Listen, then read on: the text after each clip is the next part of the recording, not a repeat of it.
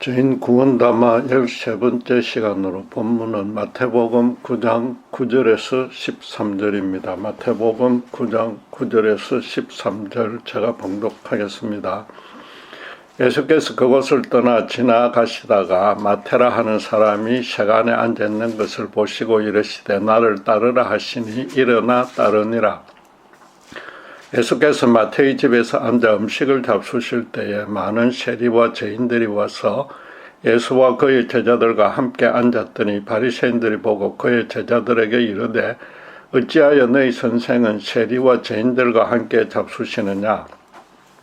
예수께서 들으시고 이르시되 건강한 자에게는 의사가 쓸데없고 병든 자에게라야 쓸데있느니라. 너희는 가서 내가 긍휼을 원하고 제사를 원하지 아니하노라 하신 뜻이 무엇인지 배우라. 나는 의인을 부르러 온 것이 아니요 죄인을 부르러 왔노라 하시니라.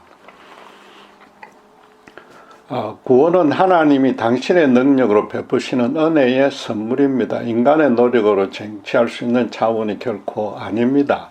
살펴본 대로 원시복음을 비롯해서 구약 성경에서 예언한 대로 예수 그리스도가 사탄의 머리를 상하게 해서 구원해 주심으로 인간의 개입은 처음부터 완전히 배제된 것입니다. 그럼 하나님이 어떻게 구원해 주시며 누구를 구원하시는지라는 두 가지 의문이 따릅니다. 첫째 질문에 대해서는 구원의 길을 물으러 온 니고데모에게 예수님은 성령으로 거듭나야만 하나님의 나라를 볼 수 있다고 대답해 주었습니다. 성령이 한 죄인의 타락한 영혼을 완전히 새롭게 바꾸어 자기 중심의 인생관을 하나님 중심으로 바꾸어 줘야만 합니다. 그럼 니고데모처럼 예수님을 주로 모시고 그분이 이 땅에서 걸어가셨던 길을 따라가게 된다는 사실을 지난주에 확인했습니다. 이제 둘째 질문인 하나님이 누구를 구원해 주시는지 알아볼 차례입니다. 모든 신앙적인 이슈는 예수님의 가르침심에서 답을 얻어야 하는데 구원의 문제는 더더욱 그래야 됩니다. 예수님이 지금 마태를 제자로 택한 후에 그의 집에서 세리와 죄인들과 함께 식사 교제를 나누는 중에 바리새인들이 유대의 규율을 위반하고 있다고 따졌습니다. 예수님이 그에 대해서 주신 답변에 누구를 구원하는지 원칙이 게시되어 있습니다. 그 전에 마태를 제자로 택하는 일에서부터 사실상 구원의 기준이 드러나 있습니다. 예수님은 세간에 마태가 앉아있는 것을 보시고 단순히 나를 쫓으라고 제자로 부르셨고 마태도 곧바로 주님을 따랐습니다. 한마디로 예수님의 선도적이고 주도적이고 일방적이고 적극적인 선택으로 마태는 구원받은 것입니다. 12제자로 삼을 계획이라서 예수님이 직접 골랐다고 여기서는 안 됩니다. 모든 신자가 주님의 제자이고 마태는 제자이기 이전에 구원받은 신자이기 때문입니다. 결론부터 말하자면 누가 구원받을지는 오직 하나님의 절대적 주권에 따라서 정해진다는 겁니다. 바울은 그런 논리를 로마서 9장 21절에 토기장이가 진흙 한 덩이로 하나는 기이 설 그릇을 하나는 천천히 설 그릇을 만들 권한이 없느냐라는 그 비유로 설명을 했습니다.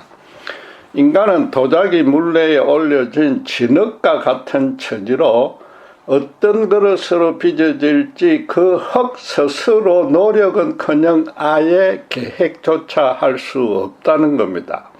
구원은 그 도공이신 하나님의 절대적인 계획에 따라 이루어집니다. 하나님이 귀한 그릇과 천한 그릇을 만들 권한이 있다고 하니까 처음부터 편애하는 자와 미워하는 자를 나누는 불공평한 분이라는 반박이 생길 수 있습니다. 이는 어떤 그릇으로 만들지 오직 도공의 의지에 달렸다는 뜻을 강조하려는 비유이지 하나님이 인간을 미리 차별했다는 뜻이 아닙니다. 이소우에 보면은 목이 가늘고 긴 병에 담긴 물을 여우가 마시지 못했고 넓은 접시에 담긴 음식은 두루미가 먹을 수 없었습니다. 그처럼 그릇은 종류별로 기능만 다르지 그릇 자체의 신분에 높고 낮음이 있는 건 아닙니다. 결국 이것은 비유 인간 쪽에서 구원에 전혀 영향을 미치지 못한다는 비유일 뿐입니다. 문맥상의 의미도 그런 내용과는 무관합니다. 로마서 9장에서 11장의 주제는 예수님이 유대인으로 오셨는데도 오히려 이스라엘이 그를 배척했고 구원받는 자도 유대인 중에 적다는 당시의 비평에 대해서 변정하는 내용입니다. 자세히 살필 여유가 없게 한마디로 줄이면 바울은 하나님이 당신의 절대적 주권에 따라서 이방인부터 먼저 구원하고 유대인들로 시샘을 나게 해서 나중에 구원해 주신다고 설명했습니다. 결국 유대인과 이방인 둘 다 충만하게 구원해 주시되 그 구원 순서만 다르다는 것이지 둘 중 누구를 편애한다는 의미는 전혀 없는 겁니다. 바울이 오직 하나님의 주권적 선택에 의해서만 구원받는다고 담대하게 선포할 수 있었던 이유가 무엇입니까? 예수님과 그 신자들을 극렬히 핍박했고 최초의 순교자 스데반의 처형을 주도해서 살인자인 셈인데도 부활하신 주님이 직접 먼저 찾아와서 구원의 은혜를 베풀어 주셨기 때문입니다. 자신의 구원 체험을 아무리 따져봐도 그런 은혜를 받을 만한 조건과 자격이 자기 쪽에서는 전혀 없었고 정반대로 심판을 받아 마땅하다고 절감한 것입니다. 자기는 그런 구원을 계획도 하지 않았고 꿈도 꾸지 않았습니다. 나아가서 자신을 이방인의 사도로 세우려는 목적으로 하나님이 자기 인생을 자기는 인식하지 못했어도 처음부터 지금까지 주관해 오셨다는 사실을 또 깨달았던 겁니다. 지금 마태가 예수님의 제자로 택함 받는 경우부터도 그러합니다. 알다시피 로마는 유대인 중에서 세리를 세웠는데 세금을 많이 거두면 거둘수록 당연히 로마의 눈에 들어서 여러모로 유리합니다. 거기다가 세리가 세율을 일정 범위 내에서 임의로 매길 수 있는 권한이 있어서 뇌물을 받고 세금을 낮춰주구나. 미운 자는 세율을 올려서 괴롭히기도 했습니다. 한마디로 로마를 등에 업고서 축제하면서 이런저런 건세를 부릴 수 있는 직업이었습니다. 유대인들에게는 로마 앞잡이로 동족의 피를 빨아먹는 매국노 반역자로 간주될 수밖에 없습니다. 일반 윤리로 따져도 질 나쁜 죄인이라서 유대사에서는 하나님의 저주를 받았다고 간주하고 식사, 교제도 하지 못하게 규정지었습니다. 유대인 랍비로서 예수님이 당시 상황을 모를 리가 없습니다. 그런데도 평소에 유대인들과 로마인들 사이에 떠도는 마태에 대한 평판은 전혀 알아보지 않았고 또 간단한 면접을 통해서 그의 인격이나 인생관 가치관 또 구약 성경에 대한 이해도 등도 전혀 점검하지 않았습니다. 그냥 지나가다가 세간에 앉은 그를 먼저 보시고 주저없이 당신을 따르라고 명령만 했습니다.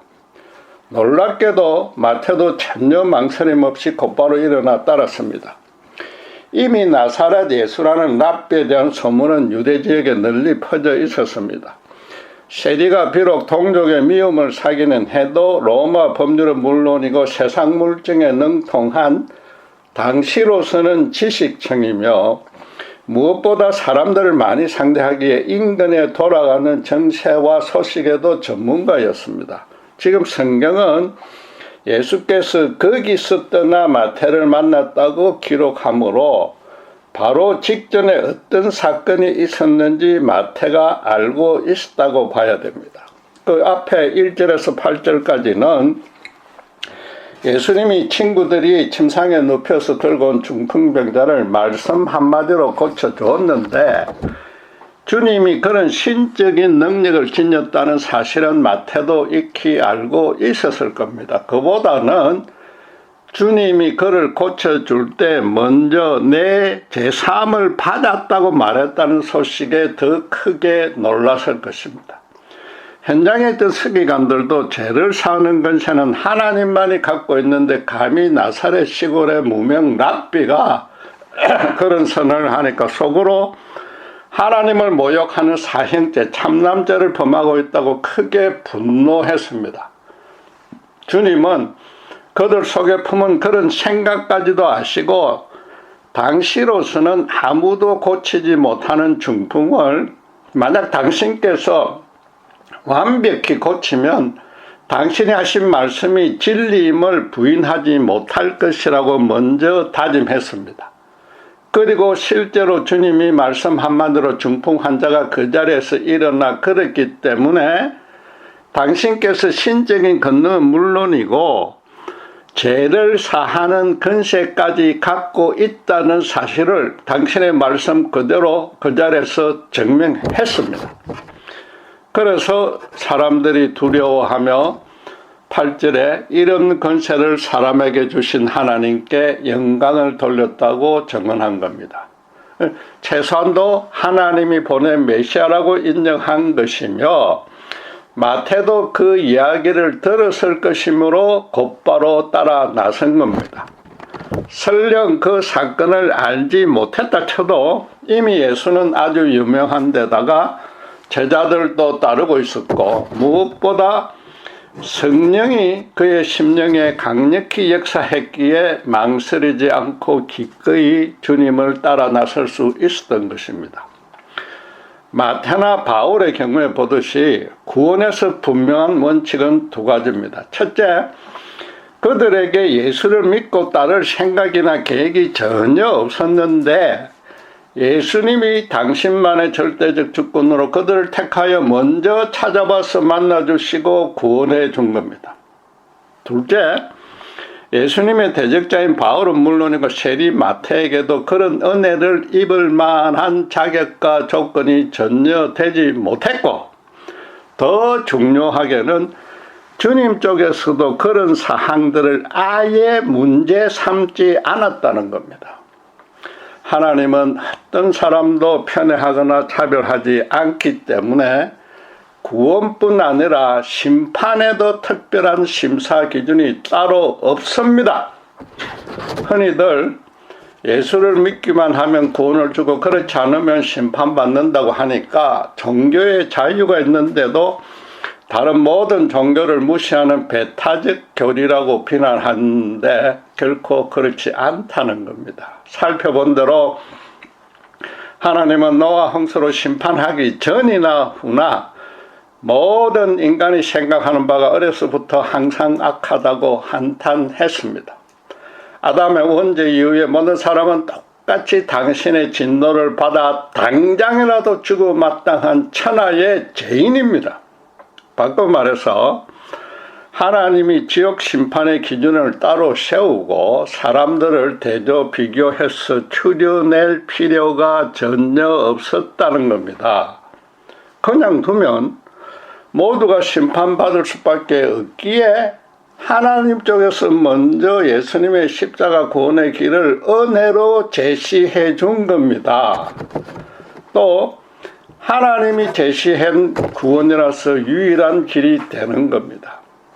하나님 본체이신 독생자가 인간의 모든 죄값을 대신 짊어졌고 그 조건 없는 용서를 믿음으로 받아들이며 당신께로 진심으로 회개하고 돌아오라는 너무나도 간단한 길이었습니다. 예수 십자가는 종교다 문화, 인종, 성별, 신분, 학력 등 그 어떤 것으로도 차별하지 않으며 누구든지 당신을 믿는 믿음 하나만 요구합니다. 불신자들은 그런 좋은 소식을 듣고도 끝까지 예수님을 거부대적했기 때문에 평생 처해 있었던 그 상태 그대로 그분의 진노 아래 죽는 겁니다. 구원의 길을 물으러 니고데모에게 예수님이 그런 심판의 원리를 이미 설명해 주었습니다. 요한복음 3장 17절에서 19절이 그것인데 제가 봉독하겠습니다. 하나님이 그 아들을 세상에 보내신 것은 세상을 심판하려 하심이 아니요 그로 말미암아 세상이 구원을 받게 하려 하심이라. 그를 믿는 자는 심판을 받지 아니하는 것이요 믿지 아니하는 자는 하나님의 독생자의 이름을 믿지 아니함으로 벌써 심판을 받은 것이라. 정죄는 이것이니 곧 빛이 세상에 왔을 때 사람들이 자기 행위가 악함으로 빛보다 어두움을 더 사랑한 것이니라. 이미 모두가 하나님의 진노 아래 있기 때문에 심판할 필요가 없습니다. 그러니까 예수님은 심판이 아니라 구원하러 오셨다고 하면서 당신을 순전히 믿기만 하라고 구원으로 초대했습니다. 그럼 그 구원을 받지 않으면, 그 초대를 받지 않으면 원래 있던 심판의 자리에 그대로 머무른 셈이므로 벌써 심판을 받은 것이라고, 따로 벌 안 주고도 벌써 받은 것이라고 설명한 겁니다. 이어서 사람들이 그렇게 공짜로 주는 구원의 선물조차 거부하는 까닭이 빛보다 어둠을 더 사랑했기 때문이라고 설명했습니다. 참빛으로 오신 예수님은 인간이 어떻게 살아야 하고 무엇이 진리와 거짓인지 가르쳤고 당신의 삶으로 본을 보여주었습니다. 그런데도 사람들은 그렇게 살기를 싫어하며 계속해서 죄악을 즐기기만 했다는 겁니다. 하나님은 당신의 독생자까지 아낌없이 내어줬는데도 그들 스스로 그런 사랑이 전혀 필요 없다는 정도가 아니라 오히려 당신을 끝까지 거역대적했습니다. 하나님으로서는 어폐가 있지만 어쩔 수 없이 그대로 둔 것이며 추가로 형벌을 가할 이유도 필요도 없습니다. 우리가 불신자 시절에 우리 자신의 영적 상태를 정말로 솔직히 되돌아본다면은 주님의 이 말씀을 절대로 부인하지 못할 겁니다. 그런데도 하나님의 본심은 지옥으로 떨어지는 자들을 향해서도 당신만의 긍휼로 안타까워하십니다. 디모데전서 2장 4절은 하나님은 모든 사람이 구원을 받으며 진리를 아는 데에 이르기를 원하시느니라 라고 했습니다. 또 주님의 재림이 여전히 이루어지지 않는 까닭도 베드로후서 3장 9절은 이렇게 말합니다. 주의 약속은 어떤 이들이 더디다고 생각하는 같이 더딘 것이 아니라 오직 주께서는 너희를 대하여 오래 참으사 아무도 멸망하지 아니하고 다 회개하게 이르기를 원하시느니라. 하나님의 인간을 향한 뜻은 아담 때부터 마지막 날까지 심판의 재앙이 아니라 구원의 생명입니다. 그래서 주님은 이어서 그런 구원의 기준을 분명히 드러냈습니다. 오늘 본문에 건강한 자에게는 의사가 쓸데없고 병든 자에게라야 쓸데있느니라는 비유가 그것입니다. 자신이 건강하다 믿기에 독생자야 십자가의 사랑이 필요 없다고 끝까지 거부하는 영적으로 교만한 자는 주님이 구원해 줄 필요가 없습니다. 정확히 말해서 그들이야말로 구원이 시급한데도 끝까지 그들이 거부했다는 겁니다. 반면에 영적으로 병이 들어서 자신의 심령이 너무나 가난한 것을 알고 애통해하는 겸손한 자는 주님이 구원해 주신다는 겁니다. 그렇다고 해서 여러분, 인간 쪽의 회개가 구원의 자격 조건은 결코 될 수 없습니다. 도덕적인 해결을 하고 구원해달라고 소망한다고 해서 하나님의 구원 은혜가 그들 모두에게 임하는 것은 아닙니다. 마태도 지금 도덕적이고 영적 해결을 전혀 하지 않았는데 주님이 먼저 그를 택했습니다. 그도 당시의 세리라는 직업의 특성상 항상 동족들을 볼 낯이 없었고 알게 모르게 부정한 방식으로 돈을 벌기도 하면서 또 윤리적인 죄책감도 가졌을 것입니다. 그러나 그는 그 직업이 주는 현실적인 안락과 권세에 젖어서 예수님이 당신을 따르라고 하기 전까지도 세간에 앉아서 자기 일을 열심히 수행했습니다. 그리고 사이코패스가 아닌 이상 흉악범 불신자도 때로는 자기가 지은 죄에 대한 나름대로 도덕적 해결은 합니다. 아담과 이브는 윤리와 종교가 없었을 때인데도 하나님께 불순종하는 죄를 짓고서 스스로 두려워하고 부끄러워했습니다. 죄를 지으면 인간 안에 내재된 하나님의 형상이 파괴되므로 자연히 도덕적인 수치심과 영적 공포심이 생기게 되는 겁니다. 인간으로 거룩하게 살게끔 하려는 하나님의 창조 경륜인 것입니다. 그래서 누구나 종교 없이도 도덕적 해결은 할 수 있으며 그런 해결은 말과 행동으로 지은 죄를 후회하는 정도입니다. 하나님을 모르는 인간 세상에서는 인간사의 질서만 잘 지켜서 남에게 피해만 안 주면 죄가 아니므로 굳이 스스로 회개할 필요도 없습니다. 인간이 구하는 모든 종교도 말로는 하나님을 믿는다고 하지만 그분은 반드시 착한 사람을 구원해 줘야 된다고 자기들이 하나님을 제한시켜 버립니다. 스스로 자기들이 어렵다고 믿거나 충분히 선해질 수 있다고 자부하기 때문입니다. 또 그런 종교인들은 간혹 죄를 지어도 그럴 의사가 자기에게는 전혀 없었는데 다른 사람들이 악하고 환경이 열악해서 어쩔 수 없었다고 변명합니다. 무엇보다도 도덕적 해결은 인간 스스로 행할 수 있으므로 만약 그것이 구원의 기준이 되면 하나님이 구원에 개입한 측면이 전혀 없게 됩니다. 하나님은 인간 일생의 공적과 가오를 심사해서 점수만 매기면 되는 채점관으로 전락합니다.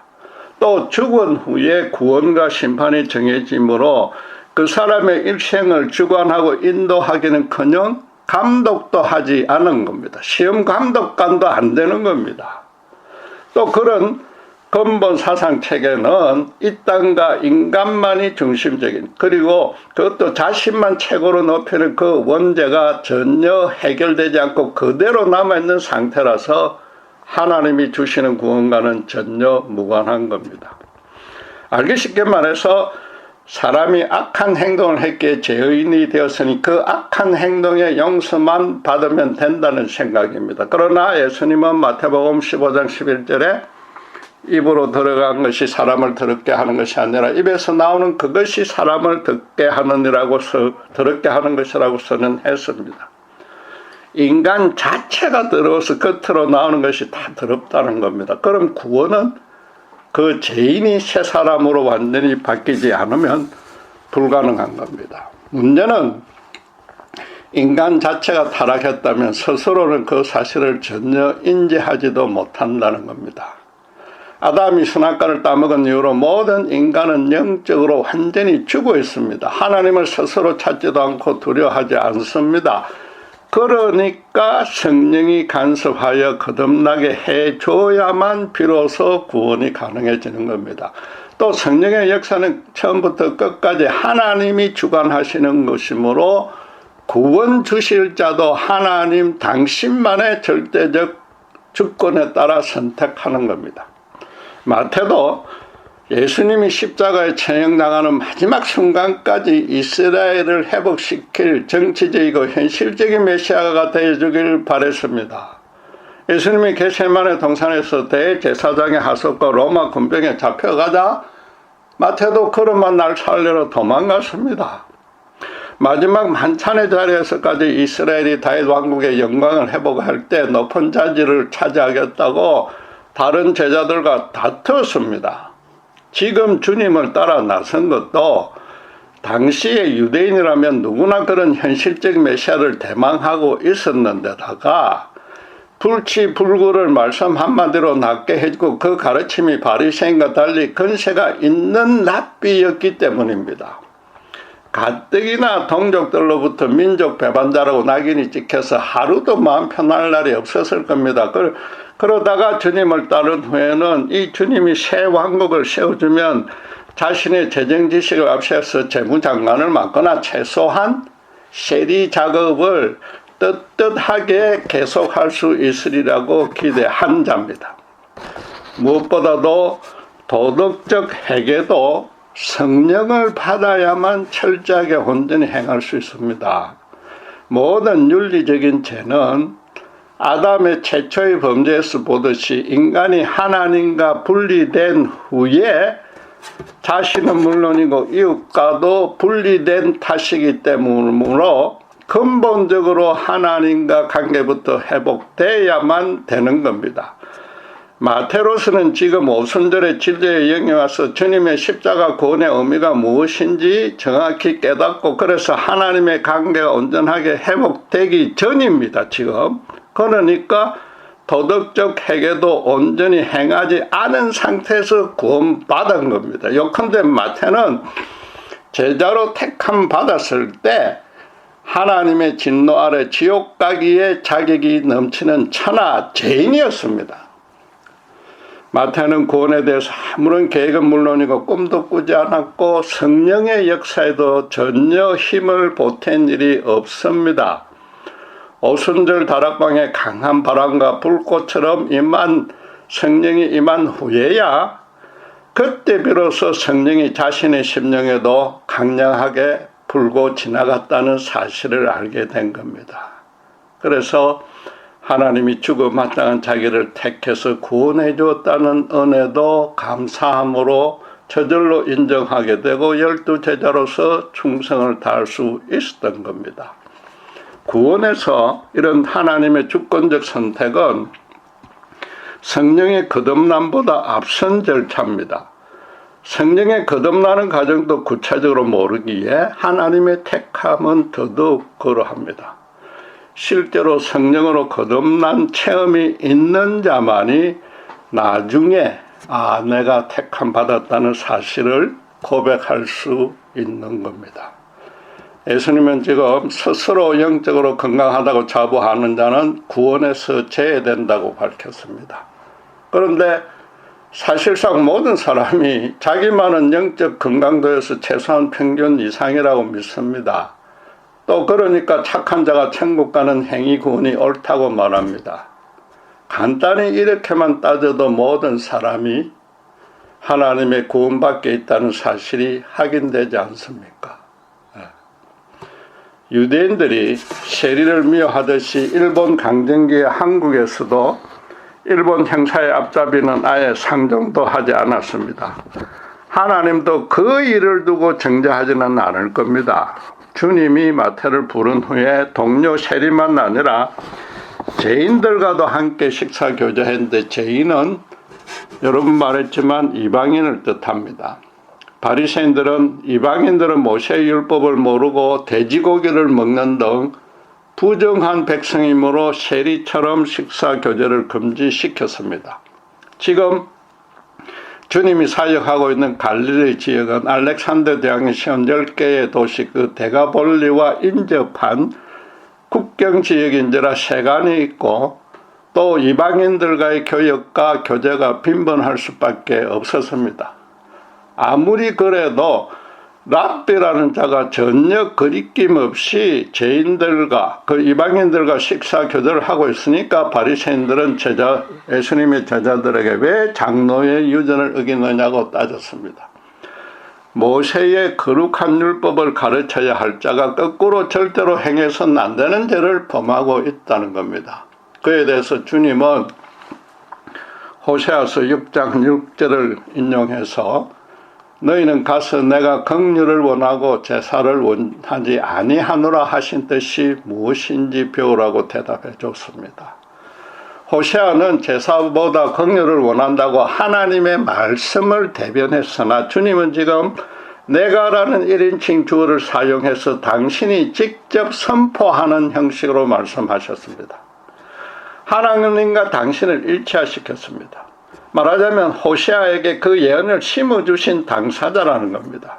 그러니까 바로 그 전에 중풍병자를 치유할 때 죄를 사하는 권세가 있다고 선언한 것과 같은 맥락으로 그걸 다시 한번 증명하면서 당신께서 의인과 죄인을 나누는 심판자라는 겁니다. 여기서 제사는 의인과 짝을 이루며 바리새인에게 해당되고 긍휼은 죄인과 짝을 이뤄서 세리와 이방인에게 적용된다는 것은 쉽게 알 수 있습니다. 바리새인들은 자기가 스스로 정한 도덕적 종교적 규정에 따라서 의인과 죄인을 나눠서 인간인 주제의 하나님 대신에 심판자 행세를 했습니다. 세리와 죄인은 그런 균형에 따라서 이 땅에서부터 인간에 의해서 하나님의 저주를 받은 자로 취급당하는 피해자였습니다. 바리새인들은 영적으로 건강해서 천국에 들어갈 자격과 조건을 충분히 갖추었다고 자부했을 뿐만 아니라 또 그러니까 누가 들어가지 못하는지도 자기들이 알아서 구분해서 취급하고 또 그러는 것이 이 땅의 죄의 문제를 해결할 수 있다고 감히 믿은 자입니다. 끝까지 하나님 그분은 두려워하지 않고 자기들이 하나님의 자리를 차지한 겁니다. 그러니까 지금도 하나님의 독생자인 줄도 모르고 예수님을 심판하겠다고 지금 나서고 있는 겁니다. 여러분 그렇다고 해서 하나님이 사회에서 소외되어서 핍박받는 가난한 사람들을 구원한다고 단순하게 이해해서는 안 됩니다. 우선 예수님은 당시의 세리 이방인들, 가난한 자들, 육체적 질병에 들린 자들 모두를 구원해 주지 않았습니다. 물론 하나님의 부르심에는 지혜 있는 자, 문벌 좋은 자가 많지 않고 오히려 미련하고 비천한 자들이 있습니다. 그러나 고린도전서 1장 26절 29절의 말씀대로 그들을 더 사랑했기 때문이 아니라 아무 육체라도 하나님 앞에서 자랑하지 못하게 하려는 뜻이었을 뿐입니다. 뽑혔을 자격 조건이 없으니까 자랑하지 말라는 거죠. 지혜와 문벌에 뛰어난 자들은 본문의 바리새인들처럼 스스로 건강하다고 여겼고 또 그것을 하나님과 사람들 앞에 자랑하면서 예수님의 십자가 구원을 스스로 거부했던 겁니다.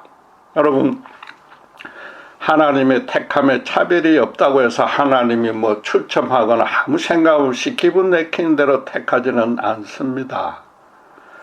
당신께서 사랑할 자를 당신이 정하시는 것뿐입니다. 그 이상도 그 이하도 우리는 알 수 없습니다. 신자로서 이 땅에 살아갈 동안은 자기가 택함 받았다는 사실만 알고 있다가 고린도서 3장 18절 말씀대로 나중에 천국에 가면 그 자세한 사정을 알게 되는 겁니다. 한마디로 택함의 이유는 예수 그리스도의 십자가 은혜를 죄인들에게 풍성히 체험케 하고 그 안에서 살게 하려는 겁니다. 그것이 인간에게 가장 유익한 길이자 참 생명으로 살아갈 수 있는 유일한 길이라는 겁니다. 제사보다 긍휼을 원한다는 말씀도 예수님의 인간을 향한 그런 마음을 드러내는 겁니다. 인간이 생각하고 행동하는 바가 항상 악하니까 하나님이 인간에게 가장 먼저 바라는 모습도 평생토록 당신의 긍휼만 구하라는 겁니다. 신자가 된 후라도 수시로 죄로 넘어지더라도 당신께 있는 모습 그대로 나오면 언제 어디서나 당신의 긍휼을 베풀어 주신다는 겁니다. 인간을 지으신 하나님이라 당신의 긍휼 없이는 한시도 살지 못한다는 것을 당신께서 아신다는 뜻입니다. 그러나 당시 바리새인들은 하나님을 믿고 따르는 일에서 최고로 경건하고 진지했는데도 문제는 하나님께 긍휼을 구할 필요나 이유가 전혀 없다고 여기고 자기들이 스스로 건강하니까 성전에서 열심히 드리는 제사에 대한 보상만 요구했던 겁니다.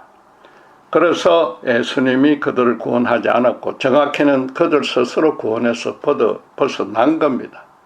오늘날도 교회 안에 스스로 영적으로 건강하다고 자부하지는 않겠지만은 자신이 알아서 예수를 믿었고 그 후 교회 생활 열심히 하고 있으니 보상만 바라는 자들이 많은데 그런 자는 본문의 예수님의 말씀을 정말로 두렵게 새겨들어야 될 것입니다.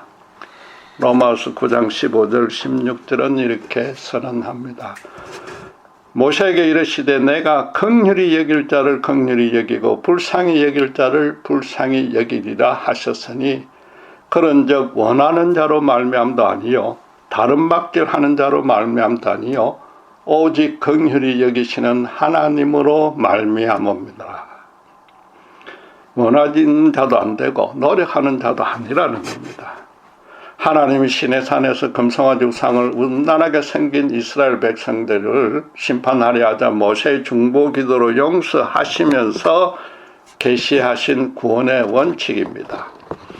강야에 이른 자기들 선조처럼 참 하나님이신 예수님을 대적했고 그 제자들을 극렬히 핍박했던 바울로서는 자신의 구원 경험에 비추어 보니까 그분의 긍휼만이 영원토록 인간의 참 생명이 된다고 고백할 수밖에 없었던 겁니다.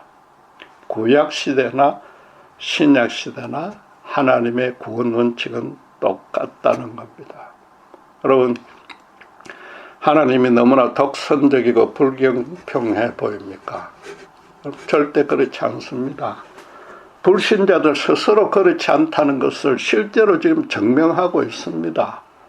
평생토록 예수는 물론 하나님도 필요 없다고 큰 소리 치며 자기 멋대로 쾌락과 죄악을 즐기며 살다가 죽기 직전에 어떻게 합니까? 하나님이 나 같은 자도 용서해 주실까 염려해서 비로소 그분을 찾지 않습니까? 이미 늦었지만 그분만이 절대적으로 구원을 정하신다는 것을 간접적으로 인정한 겁니다. 구원받은 신자도 마찬가지인데 평생 수시로 죄를 짓는데도 하나님은 끝까지 참아주시고 일일이 벌을 주지 않습니다. 하나님은 불신자, 신자 구분 없이 모든 죄인을 오직 당신만의 긍휼로만 대하시는 겁니다. 신자는 그 사실을 알고 감사하는 것뿐입니다. 그래서 어떤 인간도 심판받았다고 원망할 근거가 단 눈꽃만큼도 없으며 구원받았다고 자랑할 근거 또한 한치도 없다는 겁니다. 하나님이 모든 사람을 순종하지 아니하는 가운데 가두어 두심은 로마서 11장 32절이 모든 사람에게 긍휼을 베풀려 하심이로다 라고 선언하는 겁니다. 이 택하심에 따른 구원은 결코 기독교만의 종교적 교리가 아니라는 겁니다. 모든 세대의 모든 인간의 영적인 실상이 하나님과 원수되어서 실체적인 죽음 아래 있다는 겁니다. 그래서 하나님이 오직 당신의 사랑으로 구원해 주신다는 것이며 그것도 누구든지 그 은혜를 믿는 것 외에는 아무런 요구 조건 하나 없이 말입니다. 그것이 바로 애정교리의 참뜻인 겁니다. 기도하겠습니다. 하나님 아버지, 마태가 택함받고 바리새인이 스스로 건강하다고 자부함으로써 어쩔 수 없이 스스로 구원을 차버리는 모습을 봅니다. 우리 또한 바리새인들과 같았으나 오직 십자가 은혜를 성령의 간섭으로 알게 하시고 이 자리까지 이르게 하신 은혜 참으로 감사합니다. 그러고도 수시로 죄를 지음에도 하나님이 끝까지 참으시고 일일이 벌하지 아니하시는 것은 우리에게 하나님의 긍휼 없이는 한시도 살아갈 수 없음을 하나님 그분이 아시기 때문입니다. 언제 어디서든 있는 모습 그대로 주님 앞에 우리가 나아가게 하시고 그리하여 그 십자가 복음의 은혜를 더욱 깊이 체험하고 실제로 누리고 그래서 아직도 이 놀라운 사랑, 이 크신 사랑을 모르는 주변 사람에게 죽기까지 정말 열심으로 충성을 다해 전할 수 있는 저희가 될 수 있도록 세워 주시옵소서. 감사합니다. 우리 주 예수 그리스도 이름으로 기도드립니다.